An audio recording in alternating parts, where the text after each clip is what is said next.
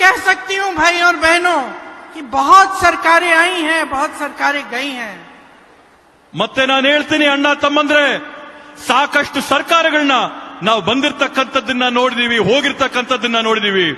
और ये सिर्फ कांग्रेस की सरकारें नहीं रही, ಇವು ಬರೀ ಕಾಂಗ್ರೆಸ್ ಪಕ್ಷದ ಸರ್ಕಾರಗಳು ಮಾತ್ರ ಅಲ್ಲ, अनेक पार्टियों की सरकारें आई, ಹಲವಾರು ಪಕ್ಷಗಳ ಸರ್ಕಾರಗಳನ್ನ ನಾವು ನೋಡಿದೀವಿ. लेकिन आज तक ಆದ್ರೆ ಇವತ್ತವರೆಗೂ कोई ऐसी सरकार नहीं आई जिसका गृह मंत्री संसद में खड़े होकर बाबा साहेब अंबेडकर का अपमान कर सके. ಆದ್ರೆ ಇವತ್ತವರೆಗೂ ಯಾವೊಂದು ಸರ್ಕಾರ ನಾವು ನೋಡಿಲ್ಲ. ಆ ಸರ್ಕಾರದಲ್ಲಿರ್ತಕ್ಕಂಥ ಗೃಹ ಸಚಿವರು ಅಮಿತ್ ಶಾ ಅವರು ಸಂಸತ್ತಲ್ಲಿ ನಿಂತು ಬಾಬಾ ಸಾಹೇಬ್ ಅಂಬೇಡ್ಕರ್ ಅವರ ನಿಂದನೆ ಅವಮಾನ ಮಾಡಿರ್ತಕ್ಕಂಥದ್ದನ್ನ ನಾವು ಯಾರು ಕೂಡ ಇವತ್ತವರೆಗೂ ನೋಡಿಲ್ಲ.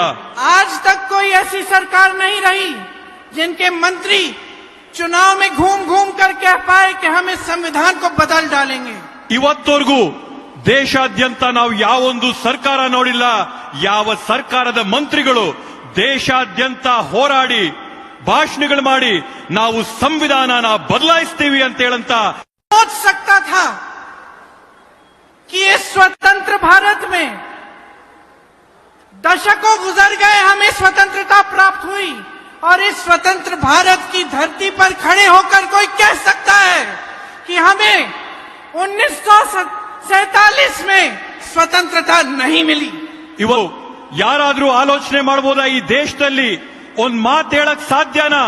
1947ನೇ ಇಸ್ವಿಯಲ್ಲಿ ನಮ್ಮೆಲ್ಲರ ಹೋರಾಟ, ಶ್ರಮ, ಬಲಿದಾನದಿಂದ ಈ ದೇಶಕ್ಕೆ ಸ್ವಾತಂತ್ರ್ಯ ಸಿಕ್ಕಿಲ್ಲ ಅನ್ನಂತ ಮಾತನ್ನ ಯಾರಾದ್ರೂ ಹೇಳಕ್ ಸಾಧ್ಯನಾ?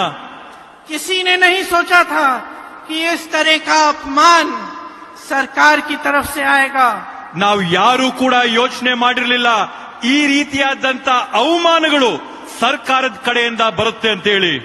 कि मंत्री संविधान को कमजोर करने की बात करेंगे. ಈ ಸರ್ಕಾರದ ಮಂತ್ರಿಗಳು ಸಂವಿಧಾನನ ಕ್ಷೀಣಿಸಂತ ಒಂದು ಪ್ರಯತ್ನನ ಮಾಡ್ತಾ ಇದ್ದಾರೆ. कि बाबा साहेब अंबेडकर जी जैसे गरीबों के मसीहा का